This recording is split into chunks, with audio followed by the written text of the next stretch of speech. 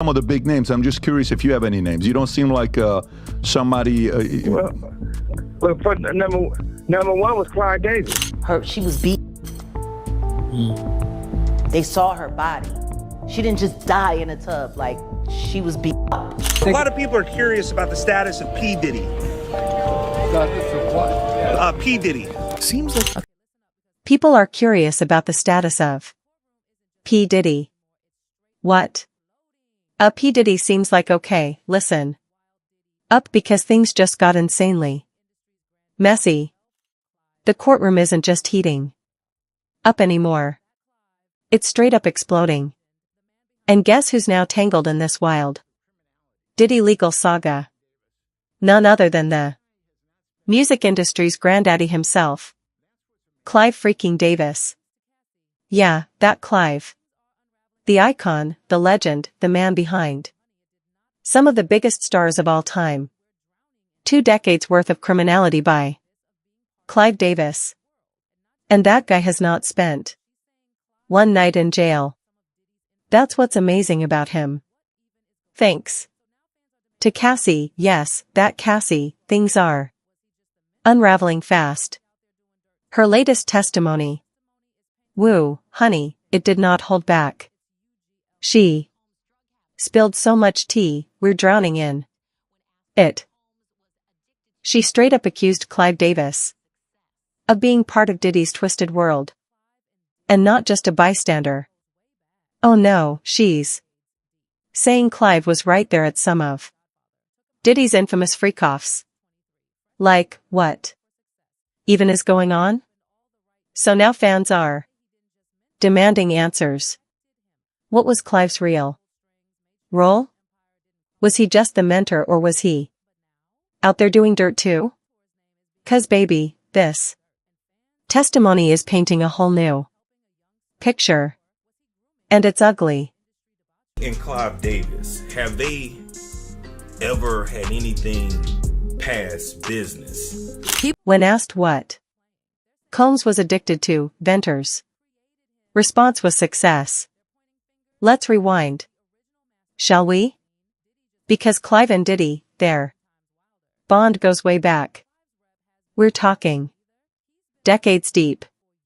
Clive was basically Diddy's music industry godfather. Took him under his wing when Diddy was just 23, fresh-faced and starving for success. And it was Clive who opened all the right doors. Some say he didn't just mentor Diddy, he protected him. Covered up scandals, pulled strings, made sure Diddy's empire didn't crumble before it even got off the ground. But now that same mentor's name is being dragged through the courtroom dirt and fans are shook. Was Clive really just helping a young star, or was he grooming the next king of industry debauchery? Diddy and Clive Davis, have they ever had anything past business? People online are not playing. They're saying Clive didn't just mentor Diddy, he created him in his own image. They're pointing fingers, calling Clive the original master of the party scene. Diddy just followed in his footsteps and made it 10 times wilder. Let's not pretend Clive's rep has been squeaky clean either. He's been whispered about for years.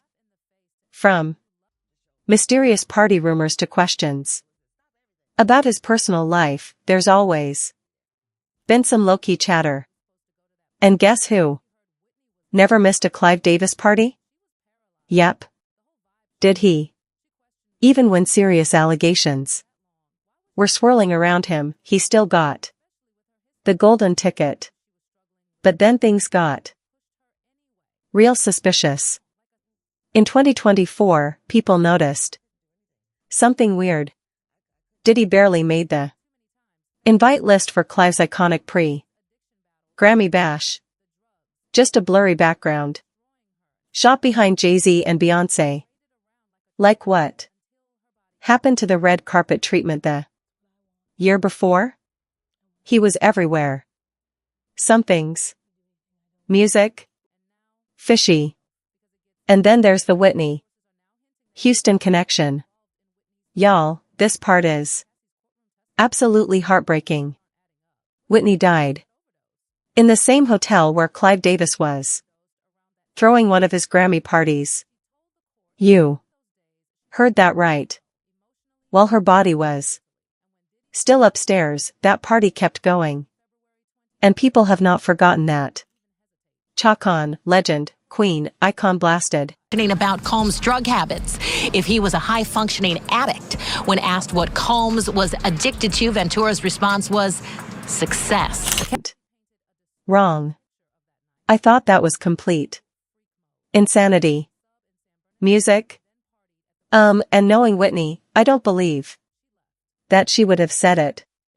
Shaka got real. She said Whitney never would have wanted that party to continue. Not under those circumstances. And knowing how much Clive meant to Whitney, how close they were, it hit even harder. It wasn't just a betrayal of Whitney, it was a slap in the face to everyone who loved her. The show must go on. She's the she was the kind of woman that was said, stop everything. I'm not going to be there. Shaka even said she was supposed to go to that party, but once she heard Whitney was gone, everything changed. She was paralyzed. The whole vibe shifted. She questioned why Whitney was even in LA for that long. Why was she there for a full week before the performance? Especially with her history? Everyone knew she was struggling with addiction. And yet they pushed her anyway. It all felt wrong, like a setup. I couldn't put on makeup. I couldn't get dressed. I couldn't do anything. I was paralyzed. I couldn't do anything. We've seen it too many times. Fame. Swallowing people whole. Whitney's addiction battles were well known. The drugs, the chain smoking, it was destroying her. And still she was booked, pushed, paraded around like a trophy until her body gave up. It's my deciding. It's my heart. It's what I want and what I don't want. Nobody makes me do anything I don't want to do. And now brace yourself. Because it gets even more disturbing. Sources are now hinting that Diddy might have been involved in Whitney's final days. Based on Cassie's courtroom testimony, things just aren't adding up. Whitney's autopsy said overdose. Yes. And according to Cassie, Diddy overdosed around that same exact time. She told the court that during those days, she was going through hell emotionally, physically, and mentally. Is the coke, but they take the ketamine and cook it up, and they fold it into the coke. Yes. That was the same time Whitney died. From here, questioning about Call's drug habits, if he was a high-functioning addict. When asked what Combs was addicted to, Venter's response was success. But Cassie painted a disturbing picture of that night. She said Diddy went full freak mode. They ended up at a sub in San Bernardino and then partied at the Playboy Mansion. She didn't stay for that. She left. But what happened after? It's sending the internet into a spiral. People are connecting the dots. And now there's a theory spiraling out of control that Diddy and Clive were Involved in what happened to Whitney. Cassie said Diddy took a very strong opioid that night. So strong she didn't know what was happening. They had to rush him to the hospital.